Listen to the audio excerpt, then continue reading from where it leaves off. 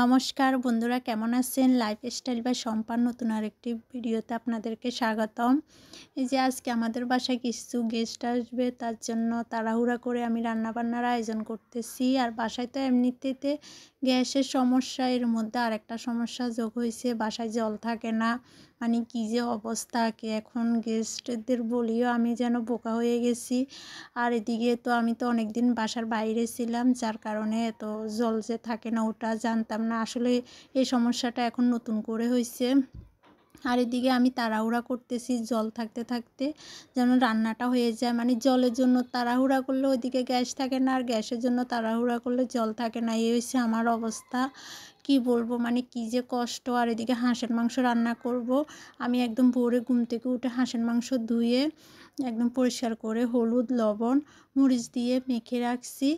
আর এখন আদা বাটা হয় নাই, জিরা বাটা হয় নাই, মানে সবগুলো মশলা রেডি করা হয় নাই, যার কারণে আমি মাংসটা রান্না করতে পারি নাই সকালবেলা।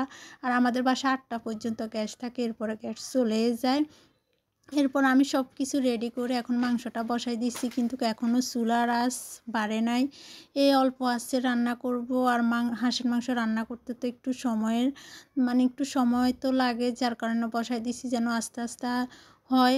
আর ওদিকে দেখেন আমার রান্নাঘরের বাইরে ভিউটা অনেক সুন্দর, তাই আপনাদের সাথে একটু শেয়ার করলাম। আর এই যে আমার হাঁসের মাংসটা এত সুন্দর কালার আসছে, আর নতুন আলু, যার কারণে আলুগুলো একদম প্রায় শেষের দিকে দিয়ে দিলাম।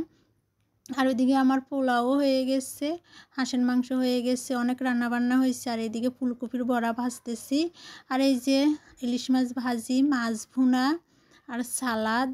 আর আমার মাংসের কালারটা দেখেন অনেক সুন্দর আসছে, মাংসটা কিন্তু অনেক মজা হয়েছে। আর ওইদিকে অতিথিরাও চলে আসছে, আসার সময় অনেক কিছু নিয়ে আসছে, শুধু মিষ্টিটাই উঠানো হয়েছে। আসলে এত তাড়াহুড়ার কারণে সব কিছু দেখাতেও পারি নাই। ওনারা আসার সময় পিঠাও নিয়ে আসছে। আর এখন আমরা সবাই মিলে নিচে বসে খাবো, কারণ টেবিলে খেতে